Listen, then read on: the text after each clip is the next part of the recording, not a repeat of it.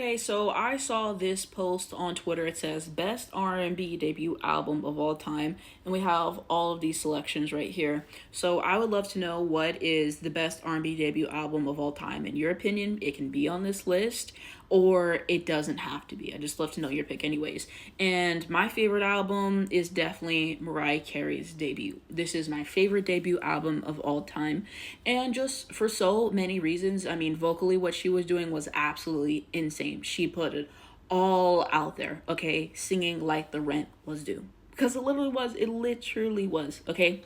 And so you had the melisma that she was doing on a song like Vision of Love, and it was called the Magna Carta of Melisma, and especially that part at the end and all of her background vocals and just the power that she has on that song and just throughout the album. I thought was fantastic. All in Your Mind, I think she was saying that she was singing and like there was like a split that happened on the song that you can hear, which is really cool as well. So you had that. Vanishing is a really strong vocal performance. Alone in Love. I mean, just vocally, I feel like this album is pretty strong overall, and overall, I feel like the songs on here are great. Love Takes Time is probably my favorite song on this album. The bridge just hits harder every single time. And whenever she did it live in Stockholm, fed families. So you had that, of course. Prisoner is definitely a jam for me.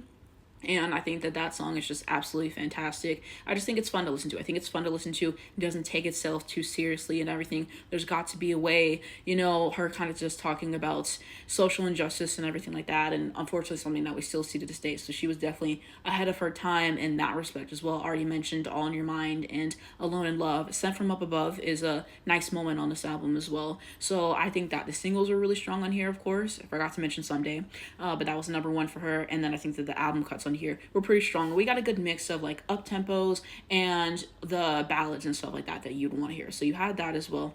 I think that her songwriting on here is strong. People don't give Mariah Carey credit as a songwriter. I said it a billion times and I'll say it again. I think a lot of people don't know that she writes her songs. But all of her number ones, she has 19 of them, except for one, she wrote those songs. So yes, she wrote We Belong Together, All I Want for Christmas Is You. People think that the song's a cover, but give the woman her credit for songwriting, okay? Because to write Vision of Love, to write Alone in Love at 14, it deserves more props from me. I like the production. I think that it was good for the time as well.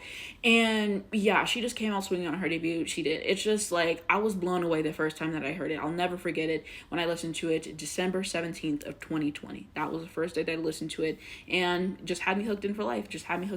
So I hold her debut in very high regard, and I get shocked that people don't go for it like I do, but I think it's one of her best albums. So I think that that's the best R&B debut album of all time. That's my opinion. Other R&B albums I liked here, Mary J. Blige, What's the 411. So there was some really good stuff on here. I liked Reminisce a lot. Her cover of Sweet Thing I thought was really good. And fuck Shaka Khan because she just Mariah. We don't forget.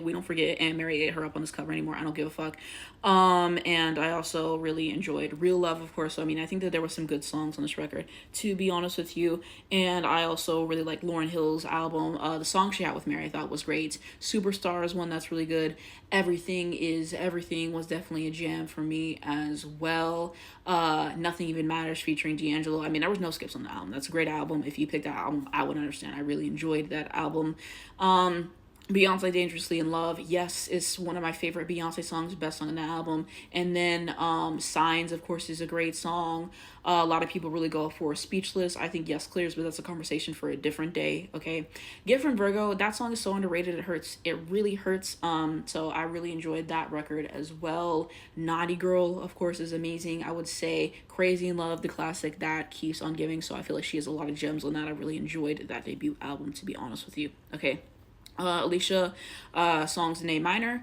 And so Jane Doe, I was just telling one of my friends this the other day, but I love Jane Doe. I just thought it was so much fun. Butterflies is probably my favorite Alicia Keys song of all time. And Fallen obviously was a classic. I liked Troubles on this album, so I feel like there was a lot of good records on this album. Toward the end, it kind of just falls off because she does a bunch of boring ballads, and that's the story of every Alicia Keys album, and I don't even want to get started on that. So those are some other albums here that at least I enjoyed and kind of wanted to shout out really quickly and everything. So let me know what you guys think down below in the comments. What is the best R&B debut album of all time in your opinion? And if you want to give your pick out of these, then I'd love to know. And let me know what you think of my opinion. And let's continue the conversation.